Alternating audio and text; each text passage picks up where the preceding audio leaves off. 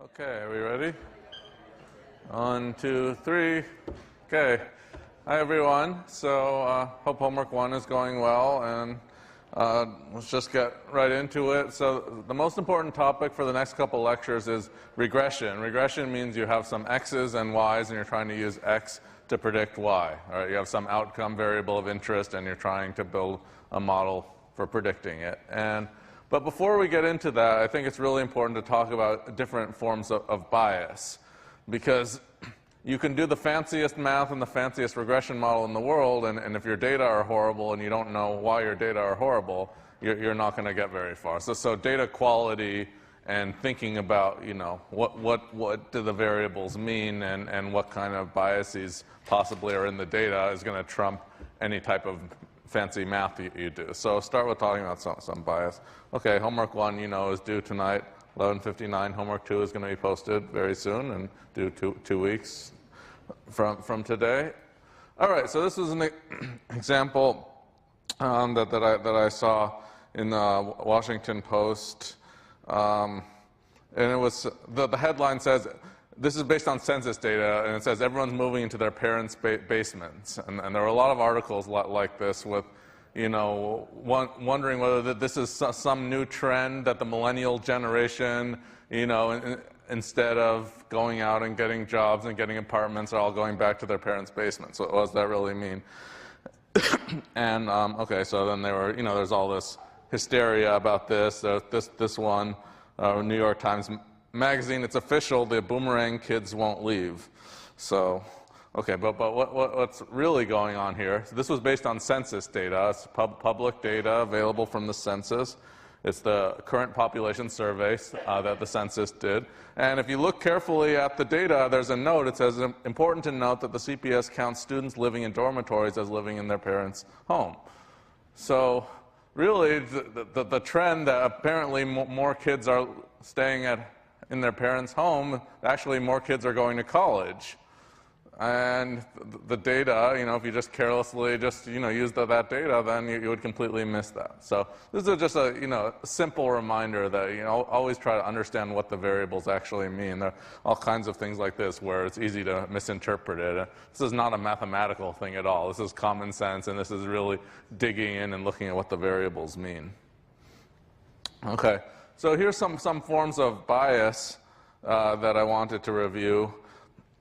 Selection bias is maybe the most important. That just like always ask, where did the data come from, right? Because you never have all the data. So you want to ask about what data do you not have, not just what data do you have.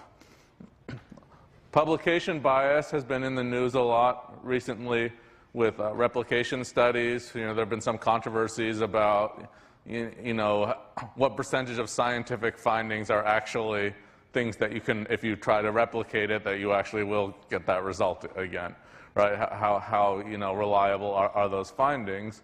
And part of what's going on there is there's been a lot of controversy recently over p-values, and I'm not going to get into that too much, but you should at least be familiar with some of that. The basic problem is, in a lot of scientific journals, both in physical sciences and social sciences, you can, to publish your paper, you basically need a p-value that's less than a certain predetermined number, like 0.05 is the most famous example. You know, what's so special about 0.05? Nothing, really. That was just a convention that some people started using, and so it almost turned like into this magic number where, you know, and there's something weird about that, right? Like if you get a p-value of 0.06, then you're all depressed, and then if you're like, you know, 0.049, you get to celebrate that. Actually, you know, there is not a significant difference between significant and non-significant. There's nothing really special about that. But anyway, it is useful to have a convention, okay? So that's a convention, that's a standard in a lot of fields, that you need a p-value less than 0.05, otherwise you can't publish your paper. But that yields the problem called the publication bias, or file drawer problem, which is, if you imagine many people are doing different types of experiments, and the ones who got a p-value above 0.05 didn't get to publish their paper, then it just gets stuffed in the file drawer somewhere. then you're going to have this bias that just some people by chance are going to get really low p-values, and then you don't get to see all the non-significant studies. So that's a possible issue. Non-response bias, right? It comes up with surveys that, what if the people who did not answer the survey are different from the people who did answer the survey in some important way. It's very hard to get around that, but it's important to at least consider. Length bias, I'll talk about a little later. So here's the example of a selection bias. This was the 1936 presidential election, Landon versus Franklin Delano Roosevelt. Okay, well, probably everyone has heard of FDR, but you may not have heard of Landon, so you probably know who won this election. At least if you're from the U.S. Okay, so what were the predictions at the time? This was, pre-Nate Silver. Literary Digest was the leading predictor of elections at that time. And they predicted that Landon would win the election with 370 electoral votes. And they had a sample size of 2.4 million. So they asked 2.4 million Americans who are they going to vote for, and they predicted this landslide for Landon. So even back then in 1936, they did have a big data, right? They had millions of people, okay? Yet they got it horribly wrong. This was the election results. Blue states are Roosevelt. Landon only won 2 states. Roosevelt won every other state, everything in blue there. So how could they be so horribly wrong with a sample size of over 2 million? Well, then, you look into what did they really do? How did they conduct that survey? You have to look at the people who didn't reply, too. So they asked 10 million people who are you going to vote for, and somewhere between 2.3 and 2.4 million responded, okay? So what about the 7 or 8 million who didn't respond? Are those similar or different? There could be a huge non-response bias there, which is very hard to quantify the size of that bias, because the people who didn't respond, you don't know much about them. Secondly, selection bias. So how did they actually collect the data, right? How did they find these 2 million people? Well, they used 3 readily available lists. First of all, their own readership. So they had this magazine, and so they asked all the readers of their magazine. Well, are the readers of that magazine a typical representative American in 1936? Probably not. That's the readers of that magazine, okay? And they realized this. So they did try to broaden their reach and not just survey readers of their magazine. So they found some other lists of people. They found a car registration list. So this is a list of people who owned cars and who had registered their cars, and surveyed those people. Well, this was 1936. Most people did not own cars in 1936. It's basically rich people who owned cars in 1936. Okay, and then their third list, the phone directory. Well, not everyone had a phone back then, right? Richer people are more likely to have a phone, more likely to have a car, things like that. So it was a very, very biased sample, and they went out of business soon after that because they were so humiliated by this. So just because they have 2 million respondents doesn't actually mean that much. Okay, so here's an example from Abraham Wald, who was actually the father of decision theory, which is one of the foundational branches of statistics. And he was asked to do some consulting during World War II about the Allies' aircraft that kept getting shot down during World War II. And so they wanted to reinforce the armor and put more armor. So the statistical consulting question is, on these airplanes, where should you put more armor? Because you can't put armor everywhere, because it's going to be too heavy and too expensive. You have to choose which areas do you want to reinforce. Okay, so I just drew some planes here. I just made up an example. Here's the planes that came back and got shot at. And Wald was studying the locations of the bullet holes. So I just made up some locations. Suppose that's a bullet hole there, there. I just made up some locations for bullet holes because I don't have the actual data. But he's looking at all these planes that returned with bullet holes and trying to figure out, from this kind of data, where should you put more armor? Okay, so Suppose it looks like that. Well, the common sense at the time was, let's look for the parts of the aircraft that got hit the most, and that's kind of like the areas that are easy to hit, and let's reinforce those areas. And Wald said, no, you should put the armor on the places where you did not see bullet holes. Don't put armor where you see bullet holes, put it where you don't, because selection bias. The planes you're seeing are the ones that actually came back. So if these planes got hit at these locations, well, at least they were able to survive and come back. And the ones that you don't see, right, they didn't survive. That's the real problem. So maybe, so what about the unobserved planes, right? What if it's like this? That's like the key weak spot, right, the Achilles heel of a plane. And if it gets hit there, like that, you never see these planes. They're just gone. Okay, that's where you put the armor. So the point is, you need to consider what's unobserved, not just what's observed. It's a selection bias. Okay, another form of bias, this was a longevity study from Lombard, 1835.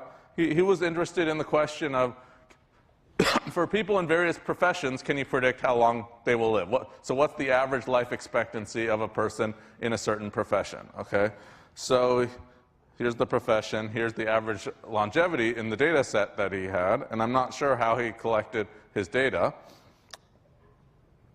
Chocolate makers, I just picked a few examples to illustrate. There's a whole big data table that he got, and it's available in the references that I listed, but I just picked a few.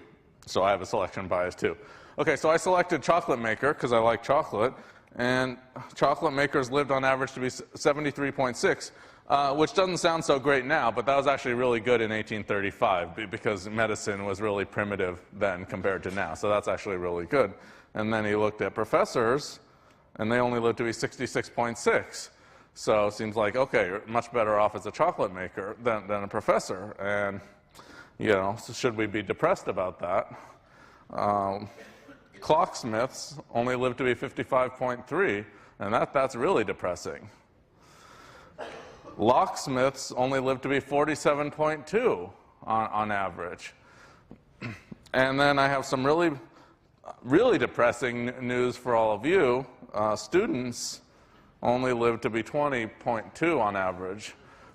So that's, you know, really alarming, right? Well, he realized, though, there must be something wrong here. And he didn't actually then carry that thinking to the rest of his analysis, though. He just said students are an outlier, and he realized what's wrong with that. Student is a temporary thing, right? You know, you're a student usually when you're young, and then you're not a student anymore, typically. And so you change professions, right? But he didn't really consider mobility across other professions. He didn't really consider the fact that people are likely to retire at different ages for different professions, or you know, moving between professions and things like that. Okay, so if you ignore that and you know, just naively look at this, you can run whatever fancy test you want, and you're kind of missing the whole picture of what's going on. So yeah, just requires some thinking. All right. I love paradoxes. So this one is called the class size paradox. Again, very relevant for students. The question is, why is it that if you look in the marketing literature, I remember even back in high school getting all kinds of junk mail from different colleges and talking about their amazing faculty-student ratios and then all the small class sizes and things like that. And then you get to college and you're in big lecture halls like this with hundreds of people. Well, you might have at Harvard, you might have one freshman seminar with 12 people, but then most of the rest of your classes are probably big, right? And then so is the marketing just lying and completely distorting everything? Well, sort of. What's going on? A great way to see what's going on, not just for this, but for many problems, is to look for a simple, non-trivial example. So just make up a toy example to illustrate the point. So I just made up an extreme example. Suppose that every student takes one course. There's one course with 100 students, and there's 50 courses that are tiny seminars with only 2 students each. Okay? So let's assume there's 200 students. Half of them are in a huge course in a lecture hall like this, and the other half are in these tiny seminars. Then what happens if you compute the statistics about class size? Well, it depends what vantage point you're looking at it from. So what the dean can say, look, we have one class of size 100 and we have 50 classes of size 2, so on average the class size is 3.92. Right? So on average the class sizes are really small. But what do the students actually experience? Well, 100 of them have a class size of 100. 100 of them have a class size of 2, so the average is 51. So the student experiences an average class size of 51, not 3.92. So it's just an example where, depending on which vantage point you're taking and how you want to set up your calculations, you can be easily misled. So perspective matters. And another example that's similar, this was a New York Times article I saw recently that was talking about the fact that about 21% of prison inmates are serving 20 years or more. So that includes both life sentences and 20 years or more. So they said 21%, and they were extremely alarmed by that. And definitely there's a lot to be alarmed about in the prison system. But this particular statistic I didn't find surprising at all, because there's a form of length bias in here. Length bias, this is another version of the class size paradox, and I drew a simple picture that illustrates this. So the question is, what if you're interested in the average length of a prison sentence? Okay? The question is, what kind of data would you want to get in order to estimate average prison sentence? And there's several ways to imagine that you might try to collect the data.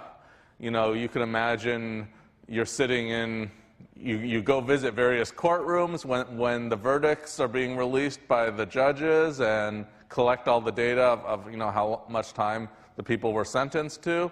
Or you could go, check some kinds of prison records. So a lot of problems, you're interested in a certain problem, and usually you can't get exactly the data that you would want to answer that, so often you have to find some surrogate.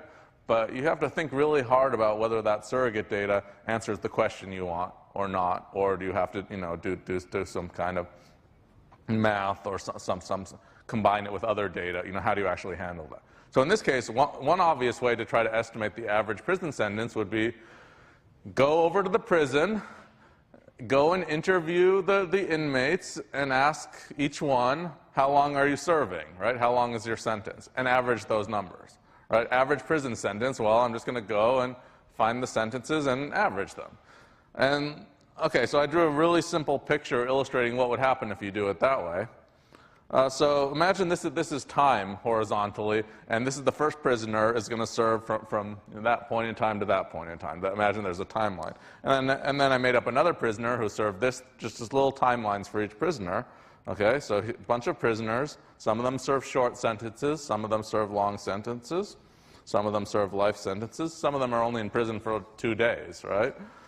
Okay, so all kinds of different sentences. And then let's look at what happens when you show up to do your survey. You just show up at some random time. Who are you going to see? You're going to see the people mostly who have long prison sentences, right? You're much less likely to intersect with the ones who were there for only a short time. So I think this is a really simple phenomenon. Once you see a picture like this, it's obvious that you're going to completely miss most of the people with short sentences. But in that New York Times article, I think the way they were estimating it was basically doing something like this. They're looking at the people who are in prison right now, look at their prison sentences, and it has to be the case that most of them are the ones who are going to be there for a long time, because you don't see the ones who are there for a short time. So it's another form of bias. Okay. So there are many, and there are other forms of bias as well, based on, but most of them boil down to a selection bias in one way or another. That's like, how do you get your data? Okay. This is the mathematical, statistical definition of bias. Before we were just talking, intuitively what's bias, but in a course like Stat 111 or statistical inference, the way bias is defined is it's the difference from the average value of your estimator and the truth. So theta is what you're trying to estimate, right? It's the unknown quantity that you're trying to estimate. And theta hat, traditional statistics notation, if you put a hat on something, then that's your estimator for estimating that thing, okay? So it's just, the bias just says, on average, how far off is your estimate from the truth? Theta is the truth, and then how far off are you on average? Okay, well, it sounds like we don't want to be biased, right? Bias sounds like this really bad thing, and we just saw some examples where you're horribly wrong if you use one of those biased estimators. So why not just fix it, subtract the bias? Well, there's two reasons you can't just do that. One reason is you don't actually know the bias, right? So the bias is a function of theta, but you don't know theta, so you can't just subtract off the bias. You could try to estimate the bias and then subtract that, but then you're kind of, clouding things with more estimated, right? You have the uncertainty from that estimation as well.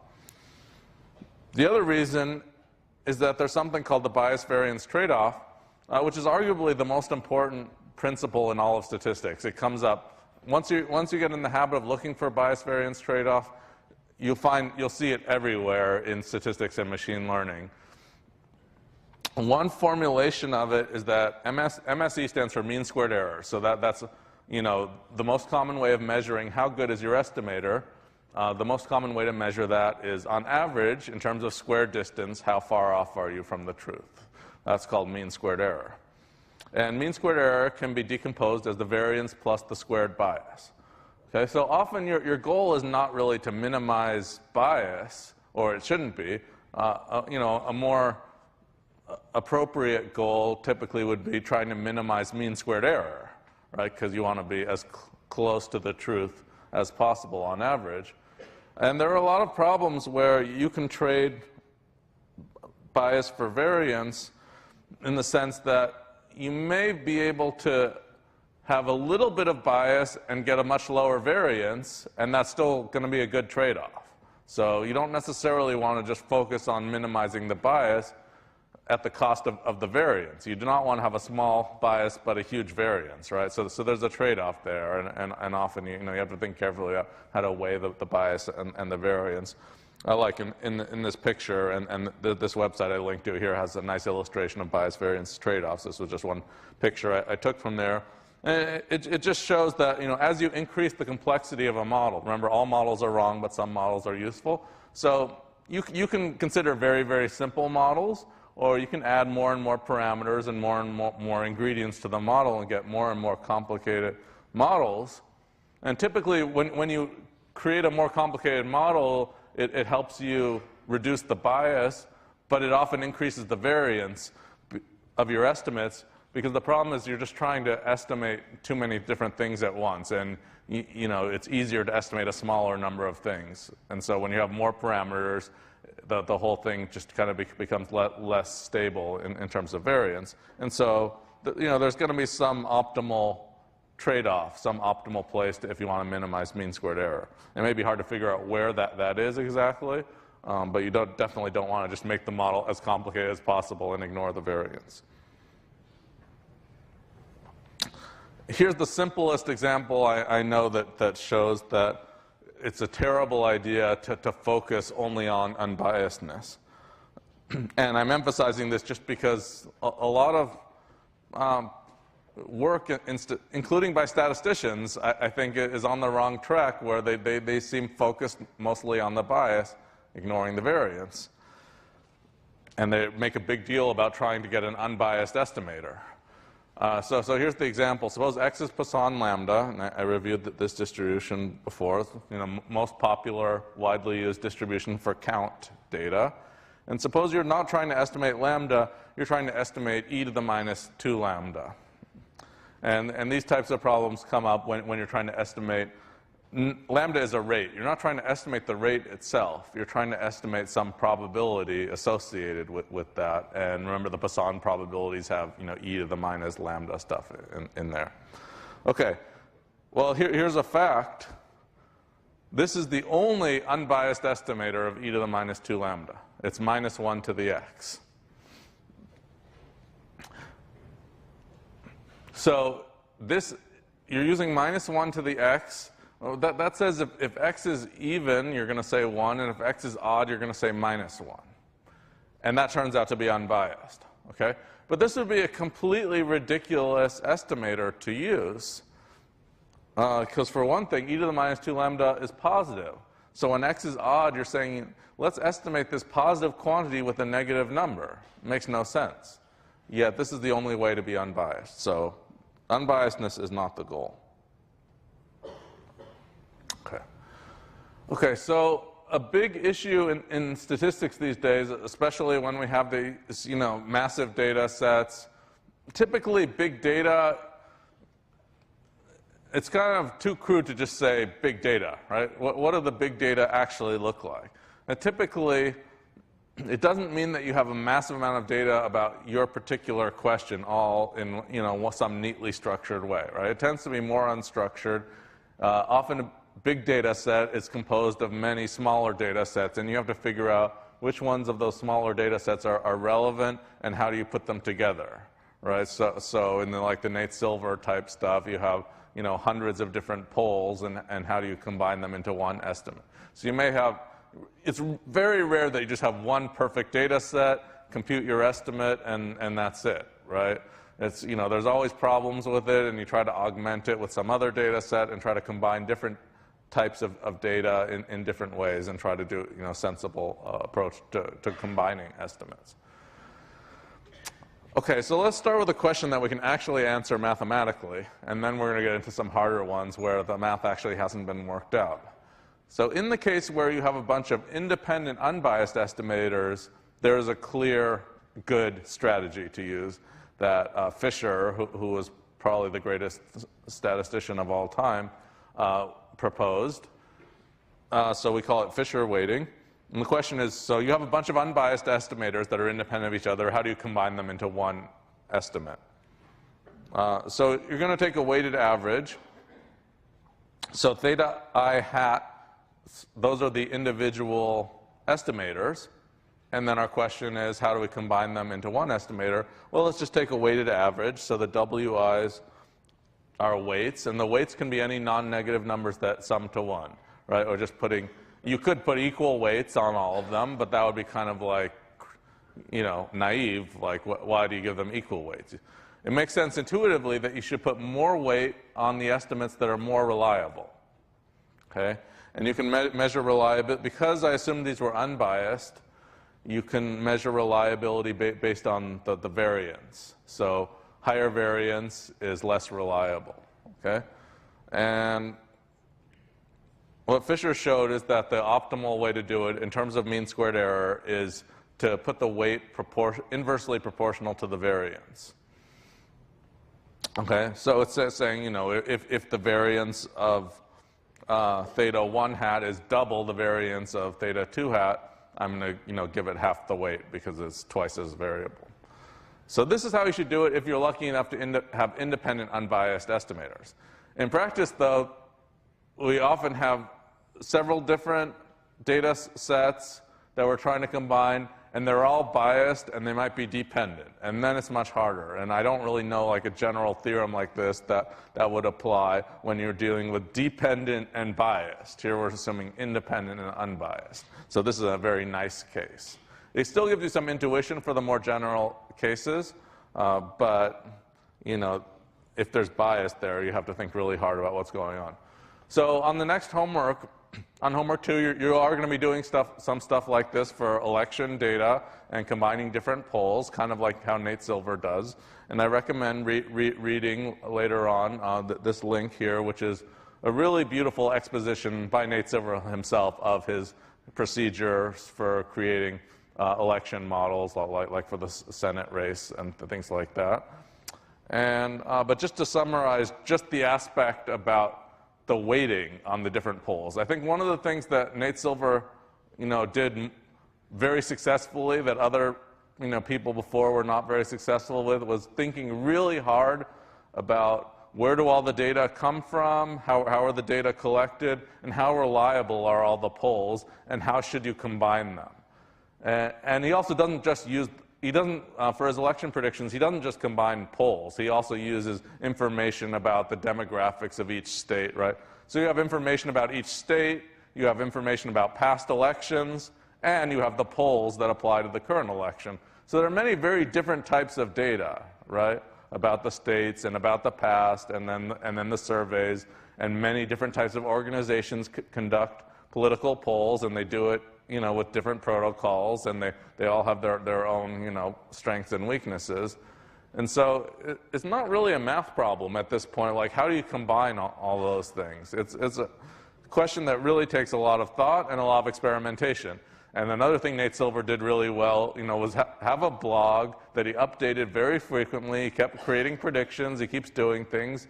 And then he checks how well he did, and then he keeps improving over time. So how did he combine all these polls? Well, first of all, it's intuitive that more recent polls are a lot more useful, right? So if the poll was done yesterday, that's going to be a lot better, other things equal, than a poll that was a month ago or 2 months ago, right? Because the political landscape changes so quickly, right? There's always, new scandals and new debates and new things going on, and so more recent is better. There isn't like a mathematical answer, though, to like how much more weight should you put for a poll that's more recent, right? So what Nate Silver does is exponential decay. That is, the longer ago in time the poll was, then it decays exponentially how much it's going to weight. But exactly, what's the rate for that exponential decay? That's just something he really tinkered with. It's kind of an ad hoc thing. You can propose something, and then, he tried it, right, and fine-tuned it, over many years. It's more of an empirical question. It makes sense intuitively to have the weights decay, but how fast they should decay, you just try something and see how well it works for your predictions, okay? Sample size is clearly important, and the Fisher weighting stuff would also get at the sample size stuff, too. So bigger sample size is better. Again, everything else being equal. Okay, but then the thing that Nate Silver did, that sample size is an obvious thing to look at, but a thing that earlier predictions didn't look at as effectively, as far as I know, as Nate Silver, is the bias of each pollster, right? Because the way that different polls are conducted, some of them, it's because of like response bias and selection bias, and how did they actually find the people to non-response, and how do they actually collect the people? Was it like a survey done on the web? Are they calling people on the phone? Are they going to a college campus and asking people? How do they actually find the people, right? So Nate Silver actually, posted publicly pollster ratings, which he updates from time to time. So he actually rates each pollster, on how accurate they are, based on past elections, right? So again, it's an empirical question. It's just most people didn't bother to actually, check and hold these pollsters accountable and see what their record is and tabulate that information. So he's actually, really just delving into, in the past, how well did they do? Did they tend to exaggerate in favor of the Democrats or in favor of the Republicans? And just trying to directly estimate the bias. You can't really estimate the bias very well for your current problem at hand, but you have past data, right? Many past elections, unless it's someone who just is a brand new pollster and you don't have past data on them, okay? But if they've been in the business for a while and estimate it. And so then, he just came up with a somewhat ad hoc way of combining all of these different things to come up with weights, okay? And then use that to build the prediction models. Okay. So we're not going to talk much about hypothesis testing today, but I just wanted to briefly at least make sure you're aware of the possible issues with multiple testing, which is a famous issue in statistics and data science these days. that has to do with the fact of kind of like sometimes called fishing expeditions, right? So suppose you have this big data set and you haven't specified a hypothesis in advance, and you just go around looking for different correlations, and if you have a lot of variables, well, it's very likely that just by chance, even if there's nothing interesting going on, you'll be able to find some pairs of variables that seem highly correlated just because you've looked at a lot of combinations. So the big question is, how do you adjust for these kinds of things? If you're not just testing, like one hypothesis would be like, X is positively associated with Y or something like that, positively correlated, when you have one X and one Y. But the question is, what if there are many different hypotheses you might be looking at? For example, maybe you're studying diet and health. And diet might be measured in terms of 10 different types of food, like how often do you eat salad, how often do you eat red meat, and things like that. So maybe there's 10 different types of food and measurements for each type of food about how often someone eats that kind of food. And then suppose there's 10 different diseases, or maybe 10 forms of the same disease. Well, that doesn't seem too bad. There's only 10 and 10. But even with 10 foods and 10 diseases, there's 100 combinations of a food and a disease. Okay? So if the way that you do things is just compute p-values for everything and then pick the smallest of those p-values, that's your most significant result, well, even if none of the foods are related to any of the diseases, with 100, you're basically doing 100 tests at once. And this is just with 10 and 10. Okay? These days, with large data sets, you often have, 1,000 different variables. It might be 1,000 and 1,000, and then you have 1,000,000 combinations. And you're certainly going to find, almost certainly going to find something that has a very low p-value. That doesn't mean that it's really meaningful. So this is actually a somewhat controversial topic in statistics about, like, what are the best ways to deal with this issue. But here's the simplest way to handle this. That's called the Bonferroni correction.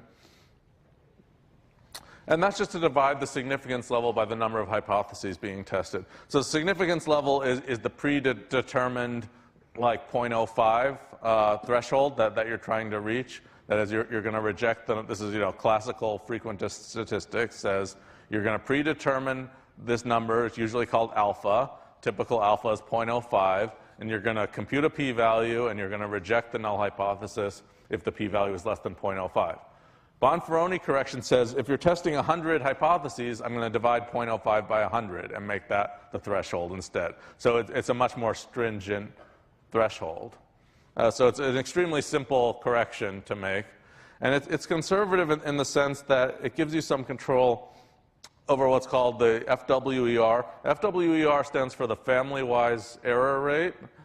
So in your traditional hypothesis testing, you're just dealing with one hypothesis, and there's type 1 error and type 2 error. So you can have false positives and false negatives, that kind of thing. Here you're looking at a whole family of hypotheses, and the goal is to control the overall error rate.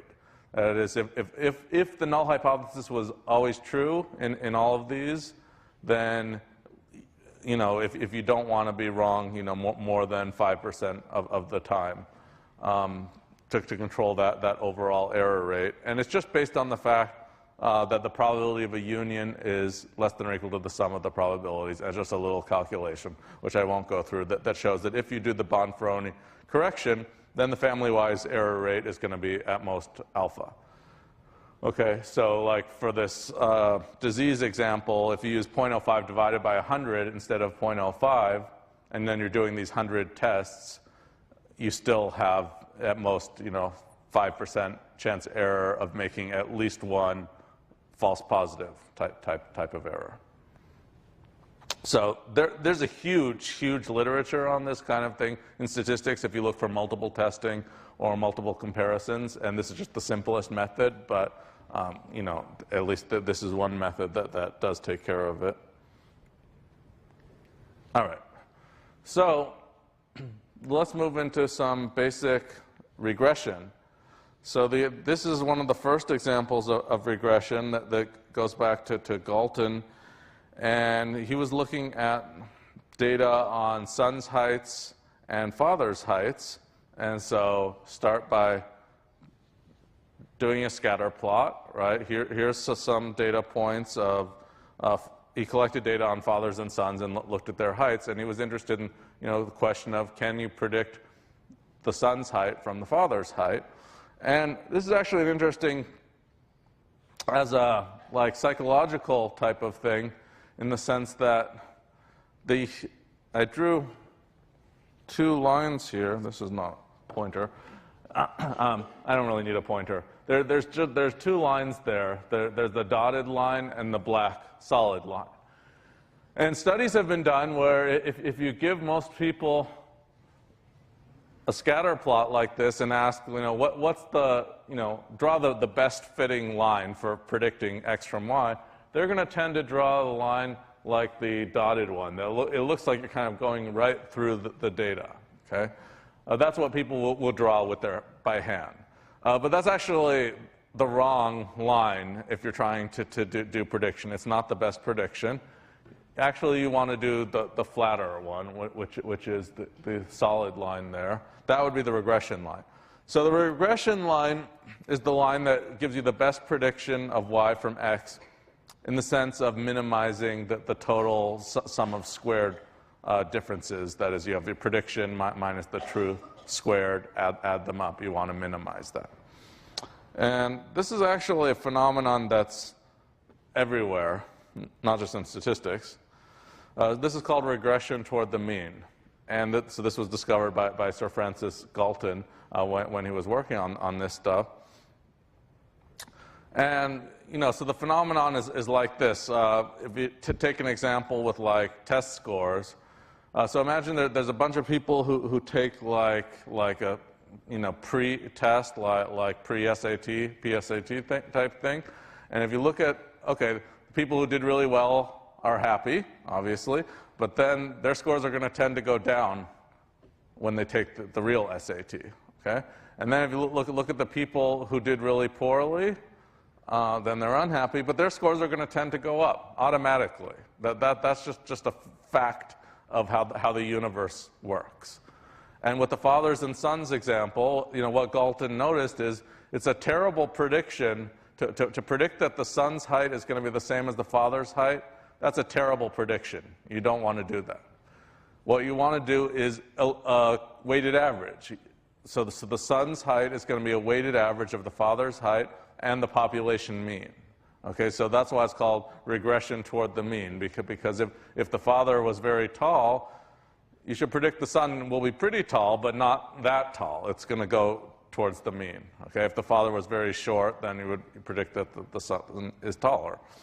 Okay, that kind of thing. So test scores, sports. People talk about sophomore slump, where if a player in some sport does really well in the first season and then suddenly gets a lot worse in the second season, it's extremely common. It could be, and people look for all kinds of psychological explanations and all kind of, did they get overconfident, or they became so famous and they spent all their time, doing publicity stuff instead of practicing, things like that. All those things are possible, but you don't need any of that to explain it. It's just regression toward the mean, okay? And my simplest intuitive explanation for regression toward the mean is just that everything is a combination of luck and skill, right? So if you do really well in your first season, it's partly because you're really good and partly because you were lucky. And so the luck is going to tend to even out, and the skill will remain. So it's always this combination. Same thing happens with traffic accidents. So if you look at certain intersections when there's a lot of accidents there, well, that's clearly very alarming, and so the traffic department might go in and put signs and change the system around and things like that. I'm not saying they shouldn't do that. You should certainly investigate and see if you can improve traffic safety.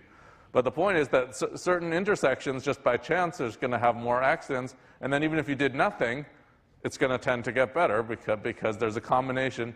It's a combination of 2 things, right? Could be a combination of the fact that intersection is unsafe and a combination of that with bad luck in a particular month. So the luck will even out. Okay, so this is really everywhere, and you should look for your own examples. Okay, I mentioned Kahneman last time with the Linda, the bank teller example, and this was a quote from him on regression toward the mean. He said he had the most satisfying eureka experience of his career while he was trying to teach flight instructors that praise is more effective than punishment for promoting skill learning. Okay, so I'm not going to read this whole thing.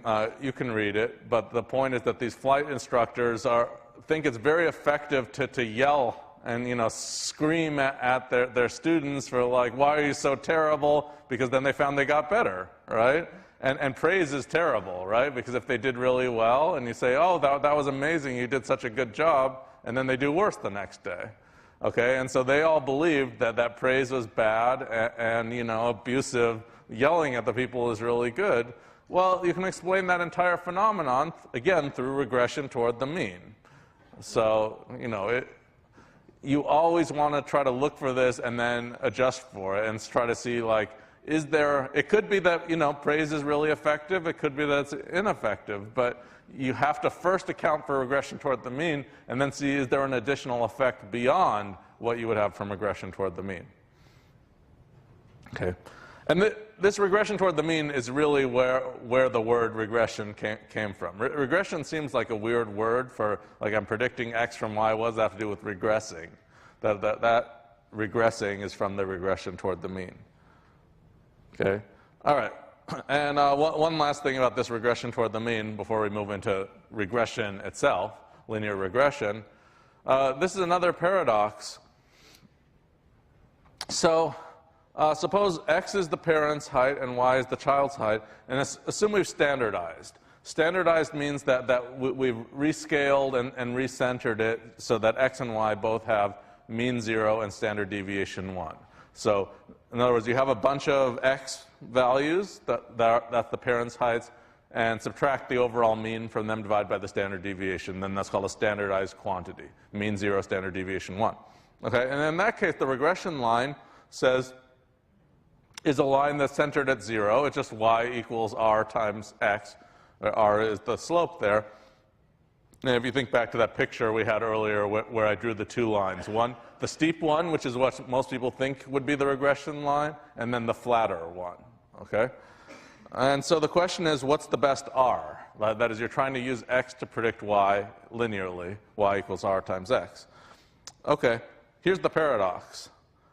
So far we talked about using the parent's height to predict the child's height. But there's no reason you couldn't go the other way, too. Can you use the child's height to predict the parent's height? Sure, right? There's no reason you can't do that. Mathematically, if y equals r times x, okay, we're not going to do a lot of math today, but let's just do some basic algebra. Using x as the parent's height, and you're using it to predict the child's height, y equals r times x. Now I want to flip it. I want to use x to predict y. Well, then I would naturally say x equals 1 over r times y as a prediction. The regression paradox, so this is correct math.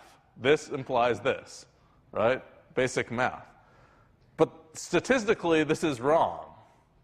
The regression paradox says, actually, it's not 1 over r times y. It's still r. It doesn't get flipped. Okay?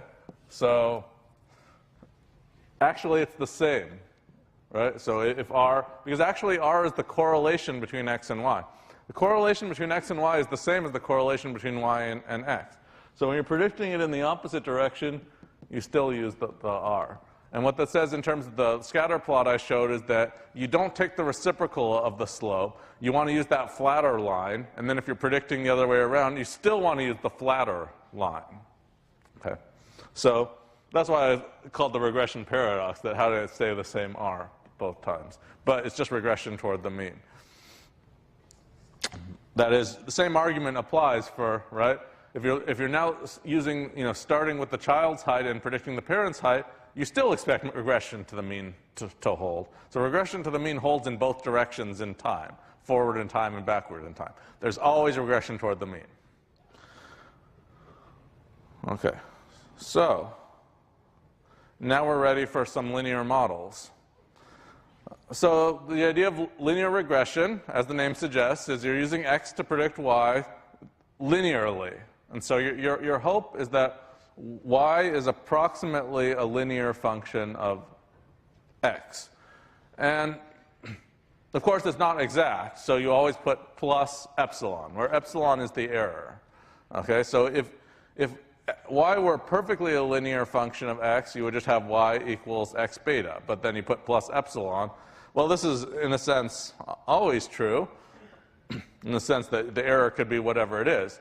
But there are some specific assumptions that, under which this will be a good model, right? It could be a good model or a bad model.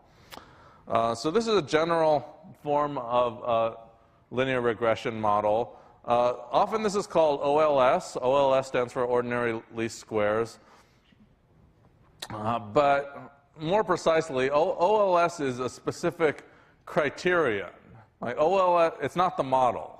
The model is the linear model, okay? And the criterion OLS says that you want to try to minimize the sum of squared differences from your prediction from the true value. And then there's algorithms for doing that. Okay, so you could have any number of predictors here. So the way I set it up, you're trying to predict y, and we represent it as an n by 1 matrix. And x is the matrix of data, and beta are the parameters. And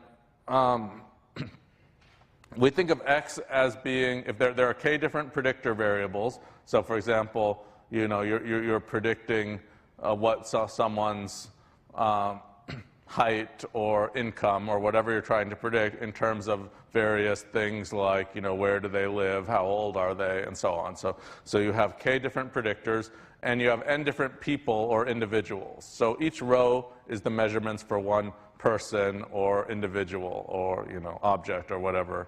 And then each column corresponds to a variable. Okay? I used to think linear regression was really ugly.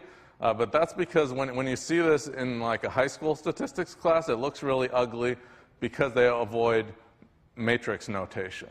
Okay? Now, I'm not assuming you know a lot about matrices at all in this class. We're not going to do any fancy matrix algebra or things like that. But you should at least know matrix notation and how to multiply two matrices, because everything is much cleaner when you write it in terms of matrices. And we're going to be using some matrices later on to get into certain types of problems for like recommendation systems. Okay, so this is a linear model in matrix notation. And then another thing, I thought that this is so incredibly restrictive. When I first learned this, I thought this is so incredibly restrictive that, like, is it ever true that y is really a linear function of x? That just seems like really too much to hope for. But actually, you can have an x squared in your model. That's still linear regression. That is, so, if you have an x variable, you can put in x squared, you can put in x cubed. It's still linear. What makes it linear is the parameters, which are the betas, not the x's. What makes it linear is that you're representing it in linear algebra notation using matrices. So you can always expand out, add more predictor variables. And of course, as you add more and more parameters, it gets harder and harder to estimate the model. And that's where you get into this bias variance trade-off stuff that I was mentioning. But it's not as restrictive as it sounds. And then the other thing is, of course, all models are wrong, but some models are useful. So, I wouldn't expect that this is exactly the right model to use, but if there is some relationship between x and y, this still may help you capture it. It may help you build some good predictions. In traditional regression analysis, it's assumed that n is bigger than k. That is, you have more individuals than you have variables. But in a lot of modern big data problems, that gets flipped, and you have more variables than individuals. For example, you might have something where, in genetics, where you have 100 people, and then you have, the entire DNA sequence for each of those 100 people. So you have, billions of variables for each person, but you only have 100 people in your study. Or if, you're running like, educational, an online education course or an e-commerce site or something like that, you have a certain number of customers, and for each customer or student, you have huge amounts of information about their interactions with your website. And so then it gets to be a really hard problem because, first of all, the classical regression stuff tends to break down. It's usually assumed that n is greater than k. And secondly, you just feel like you're drowning in variables and you don't know which variables to choose. So in later lectures, we'll get into some techniques for how do you actually choose which variables to work with. Okay, but for now, let's assume that you already know which variables you think are interesting, and you have a relatively small number of predictors, and you're trying to use this model. Okay. Okay, here's one more reason I used to hate linear regression, and now I like it. When I first saw it, it was like full of equations like this, which looks really ugly. So this is the case where you have just one predictor and an intercept term, okay? So you're saying y is, it's a linear function of x, where x is now just one predictor. So you have an intercept term plus some slope times x, and you're using x to predict y. Okay, and this turns out, it's a multivariable calculus derivation that we don't need to get into to show that this is the OLS, right? That this minimizes the sum of squared differences for the prediction versus the truth. You get these ugly-looking formulas, and then when you get more predictors, and you have more formulas like this, and it looks uglier and uglier, and you just have all these different sums. But this is actually not the nicest way to think about it. And a nicer way to think about it is in terms of the population version. So this, that thing up there with the sum, that's useful. I mean, that actually gives you a way to calculate things. Okay, but it's not very memorable. It's not very intuitive. A way to make it look much cleaner is to write it in terms of the theoretical quantities for the entire population. So in general statistics, you have population quantities and you have sample quantities. Like, consider the mean, right? That we have some theoretical mean for the entire population, and then we often estimate that from our sample using the sample mean, okay? And things often look a lot nicer when you're writing the population versions. So the model is what I wrote there, y equals beta 0 plus beta 1x plus an error, epsilon. And now take the expected value of both sides, so just the average. And that says, how does the average of x relate to the average of y? And then you can compute the covariance, which is just a measure, the analog of variance when you have two variables, and that leads into the correlation. The covariance of y and x is beta 1 times the covariance of x and x. What that says is actually what I just said before in this example, was that r is the correlation. So if x and y are standardized, this just says that beta 1 coefficient, that parameter, is the correlation between x and y. So you don't really need all these ugly formulas. And these days, in practice, you just use Python or R or whatever you're using to calculate these things for you. It will fit the model for you.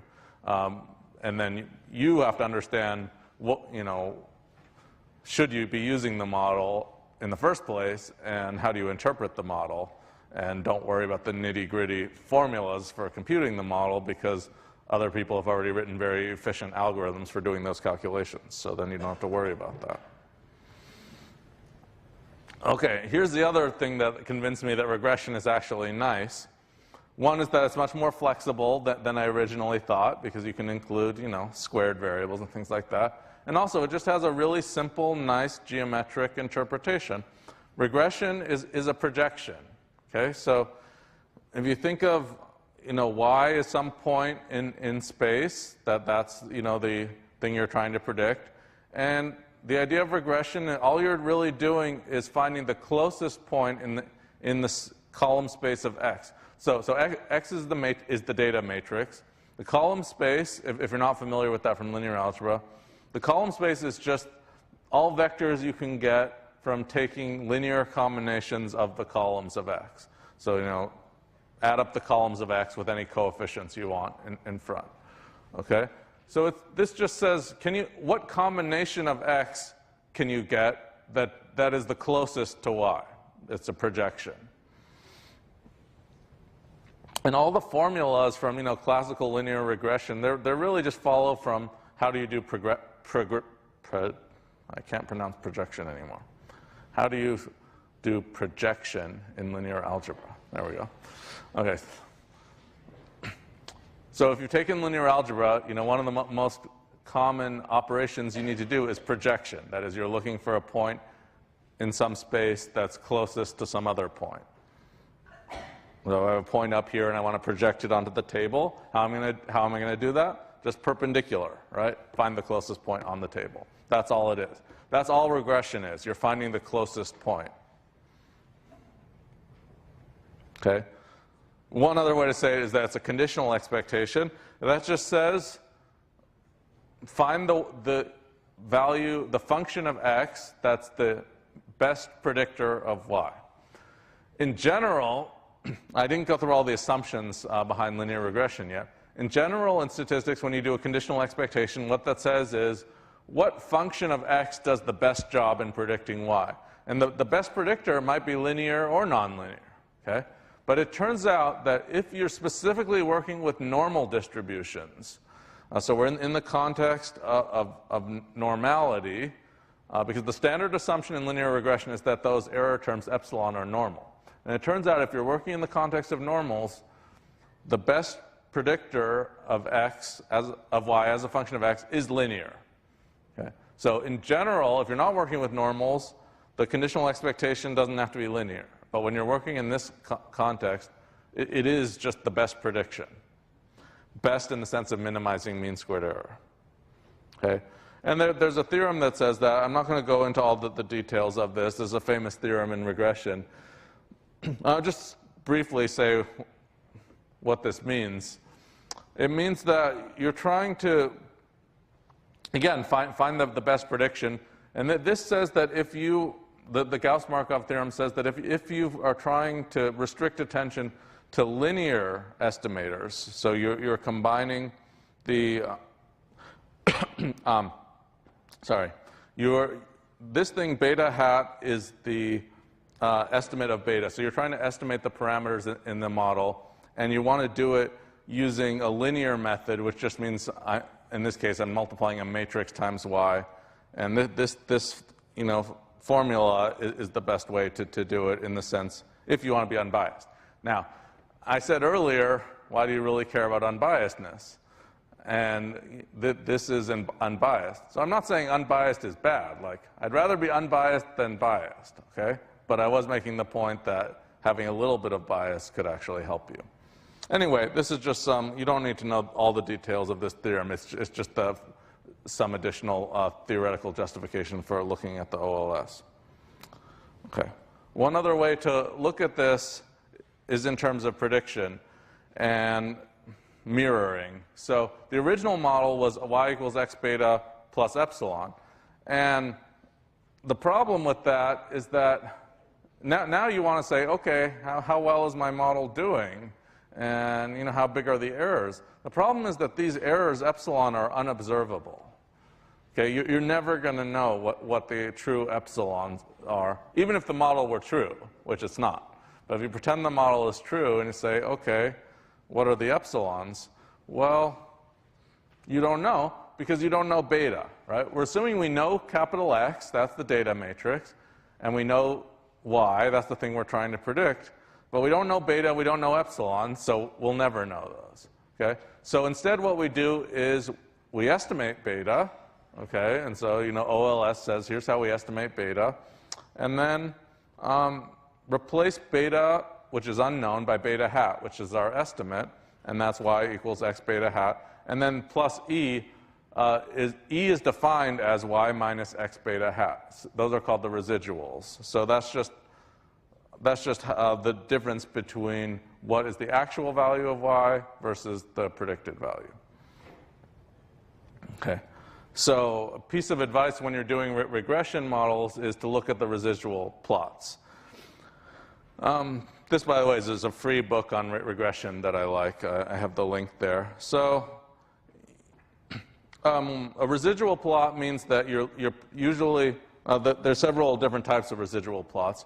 You're plotting the residuals on the vertical axis, and on the horizontal axis, you typically are plotting the fitted values of y. That is, the predicted values of y.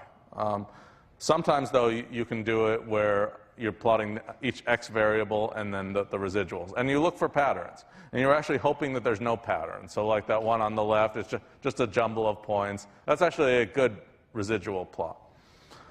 The one in the middle reveals a problem in the sense that it looks like the residuals, the variability is increasing as you move to the right there.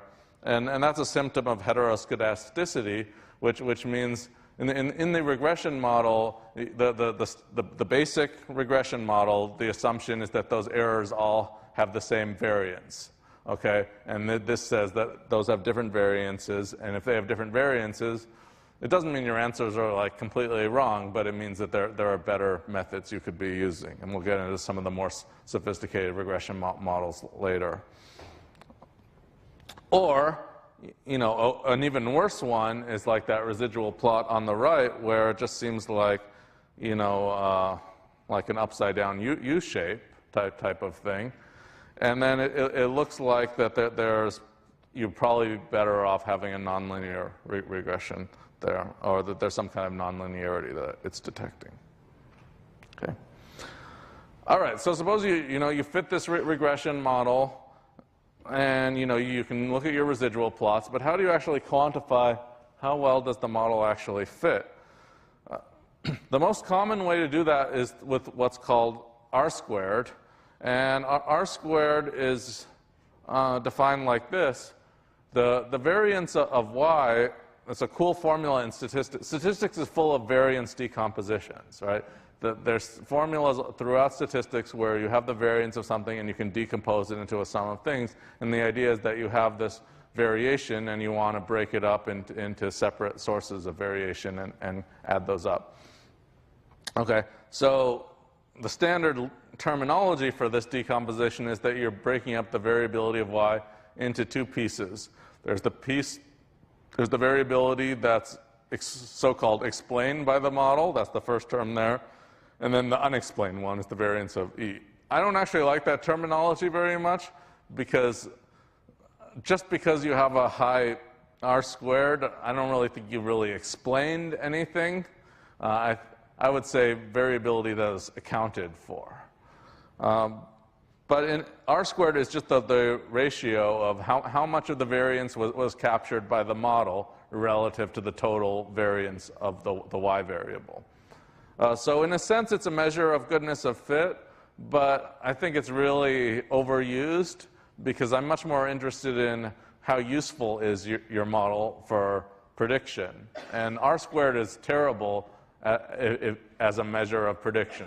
It's a decent measure of fit within your sample, but not good at all about telling you how well will you do on future data. And in particular, the more predictors, if you add in more and more x variables, R squared is just going to keep going up and up and up and up and up. It can't go down. It's going to keep increasing. But, in terms of the bias variance trade-off, you do not want to add as many possible predictors as you can. At some point, it's going to start to get worse. And there's adjustments to that. There's something called adjusted R squared that, penalizes you for adding too many more predictors. But those are kind of like crude fixes. It's still not getting at the overall question of prediction. Okay, so we're going to get into methods such as cross-validation later for dealing with that type of thing. But ideally, prediction really means prediction. Like, test the model on some fresh data that you haven't looked at yet, make some predictions, and just see how well you're doing. That's, to me, a lot better, than just looking at R squared.